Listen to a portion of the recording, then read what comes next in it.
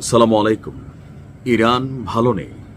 আমি যখন এই নিউজটি করছি তখন ইরানের মাটিতে ইরানের জনগণ বনাম ইরানের সশস্ত্র বাহিনী লড়াই করছে। ইরানের সাধারণ জনগণকে পশ্চিমা যে সিস্টেম আছে সে সিস্টেম তাদেরকে হ্যাং করে দিয়েছে। তারা এখন মুক্তি চাচ্ছে। আসলে কি থেকে যে তারা মুক্তি চাচ্ছে তারা নিজেরাও জানে না। অর্থনৈতিক মন্দা, মুদ্রার দরপতন, যে আন্দোলন ছিল স্বাভাবিক, সারা পৃথিবীতেই ঘটে, কিন্তু এটাতে পশ্চিমা ইন্ধনে এখন একটা রক্তক্ষয়ী সংঘর্ষে পরিণত হয়েছে। আপনি আশ্চর্য হবেন যে ওই দেশে এই মুহূর্তে কি চলছে এই ভিডিও দেখে।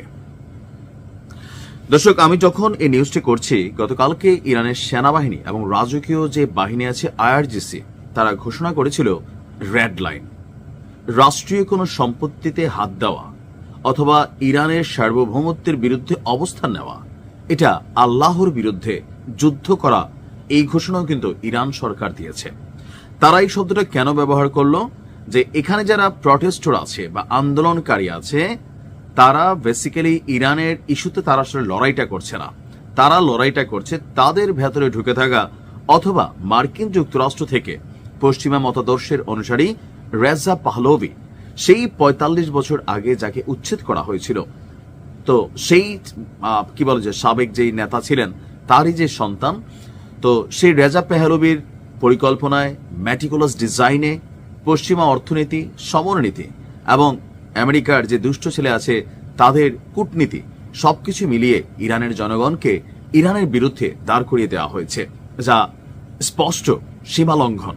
আর সেই সীমা লঙ্ঘনের বিরুদ্ধে গতকালকে থেকে রেড লাইন জারির পর আজকে রক্তক্ষয়ী সংঘর্ষ হয়েছে। আমি যখন নিউজটি করছি এখন পর্যন্ত নিরাপত্তা বাহিনীর অন্তত ১০৯ জন সদস্য নিহত হয়েছে। কার হাতে? তার দেশের জনগণের হাতে। তবে তাদের মধ্যে মিশে গেছে অনেক শুটার, তারপর হচ্ছে যে মুখোশধারী অনেকেই, কারণ এখানে আপনি আইডেন্টিফাই করার সুযোগ নেই। মসজিদগুলোতে আগুন দেওয়া হয়েছে। সরকারি সম্পত্তি এখনো একের পর এক দুর্ঘটনার শিকার হচ্ছে। ইস্ফাহান এবং কেরমাহান শাহ প্রদেশের সড়কগুলো এখন রণক্ষেত্রে পরিণত হয়েছে, যেখানে পুলিশ এবং থানাগুলোকে টার্গেট করা হচ্ছে। পরিস্থিতি কতটা ভয়াবহ তা স্পষ্ট হয়েছে রেড ক্রিসেন্ট সোসাইটির উপর হামলার ঘটনায়।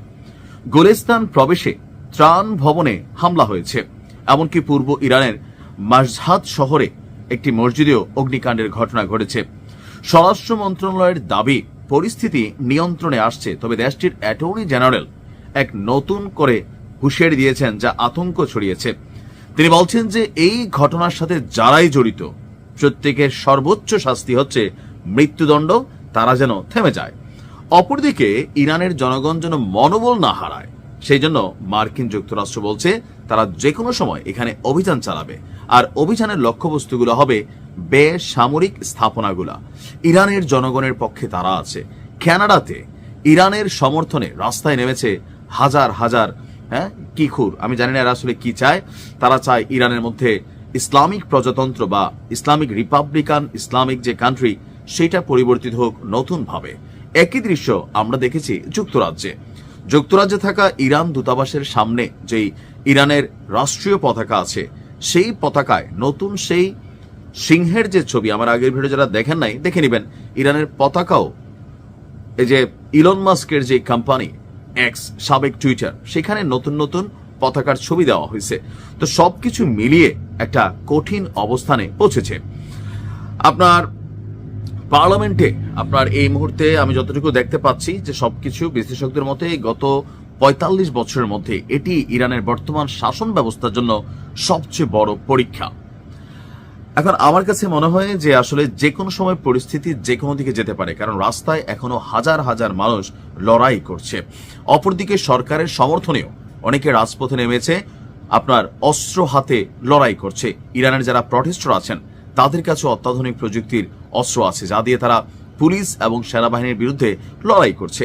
আইআরজিসির মতন রাজকীয় বাহিনীর ৮ জন ছিল গতকালকে, আজকে দেখছি ১৯ জন তারা নিহত হয়েছে। কে মারছে? কারা মারছে? ইরানের জনগণকে মারছে। এজেন্ডা কার বাস্তবায়িত হচ্ছে? এতটুকু বোঝার ক্ষমতা থাকা উচিত। আল্লাহ ইরানকে হেফাজত করুক। আসসালামু আলাইকুম।